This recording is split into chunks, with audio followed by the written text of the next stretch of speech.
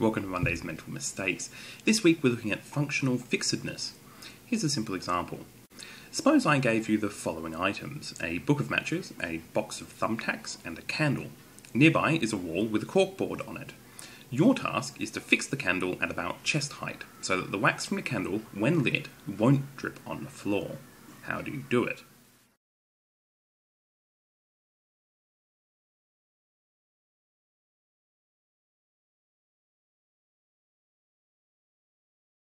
If you struggle to see how to do this, then congratulations. You suffer from functional fixedness, like the rest of us. A simple solution is to take the thumbtacks out of the box, use some melted wax to attach the candle to the now empty box, and then use a thumbtack or two to attach the box to the corkboard. However, many of us don't immediately see this solution because it isn't obvious that the box that the thumbtacks is in can be used in this way. This tendency to see the box as only having a single use is called functional fixedness. Functional fixedness is the tendency to only use objects in the manner for which they were designed. That is, we struggle to see alternative uses for common objects. Functional fixedness makes us more likely to limit ourselves to using items in intended ways. At the same time, we're unlikely to use them more creatively. The principal way to counter functional fixedness is to practice creative thinking techniques. There are many methods that can enhance lateral thinking, and practicing these helps to reduce functional fixedness. Perhaps the most well-known method is brainstorming, which is a mode of thinking that encourages functional fluidity. Research has shown that functional fixedness develops in children sometime between the ages of 5 and 7 as part of normal development.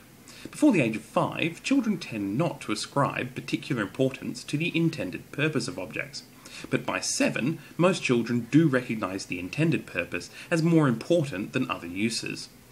Research has also shown that functional fixedness is not just a result of living in an industrialised society. While having many purpose-built objects may exacerbate it, functional fixedness has been demonstrated in pre-industrialised societies. Also, like some other biases, there seems to be a lot of variation in the extent to which people experience this bias, with more creative people seeming to experience it less. Strictly speaking, functional fixedness only relates to the use of items for their intended purpose, but the same cognitive processes seem to underpin more abstract tasks. So a similar phenomenon occurs where people tend to see only a single solution to less concrete problems. For example, people who have always driven themselves often struggle to identify alternative means of transport when their car breaks down. Similarly, organisations that tend to respond to problems by having meetings and forming committees can persist with these strategies even when they're inappropriate. Like many cognitive biases, functional fixedness is the result of over-applying a useful technique. When tackling routine tasks, thinking in terms of the usual use for items is helpful and prevents us from over-analysing things. But unusual problems can require unusual solutions, and functional fixedness can impede this. In conclusion, functional fixedness is the tendency to limit ourselves to the intended usage of objects. Until next time, may your mental mistakes be minor.